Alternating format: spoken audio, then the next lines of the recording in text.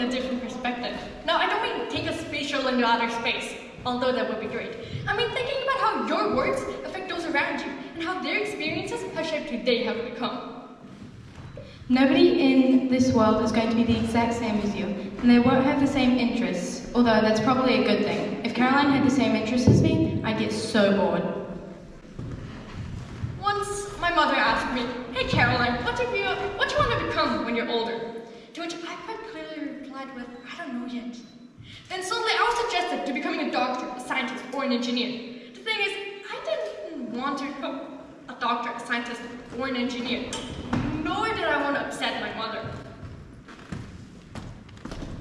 This is the path that is already laid out for you, ready for you to take. But let's be honest here, people are most likely going to choose things that are better for them than for you. This is probably not always the case, but just generally.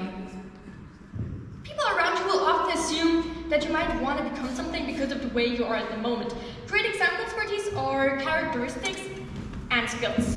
Now, these labels might not affect you at the moment, but they won't just magically vanish into thin air either. When you're trying not to care what other people think about you, you will probably always have these invisible labels on top of you. There goes the smart one, there goes the nerd, there goes the foolish one, there go the psychos, you know who you are, and oh, there goes the clumsy one. It is quite pointless to listen to anyone, especially if they have no idea what you've been going through, whether it's in the past or the present.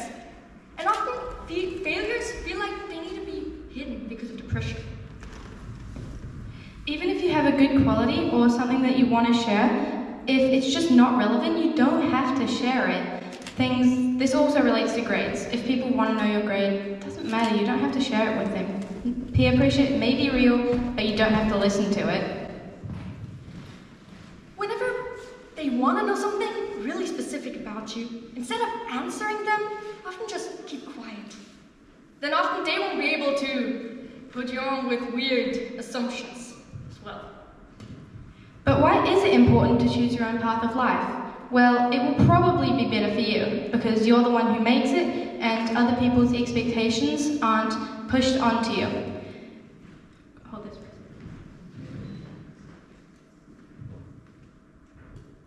The poem The Road Not Taken by Robert Frost, there's a small quote up there from it, and it has a similar message. The speaker is regretful about having not taken both the paths, having not been able to take them. The thing is, you get to choose your future. It doesn't matter what you look like, act like, or think like, within reason. We choose what we end up becoming, as we're gonna have to probably stick with that for the rest of our lives. Often, people struggle though with finding what they want to do in life. Sometimes their dreams just seem far too impossible, or they just haven't found anything that really stood out to them. Often you have to think about it like this. Is there any subject at school that sometimes you just wish would never end? Well, if there is, then it probably means that that's the path you should take.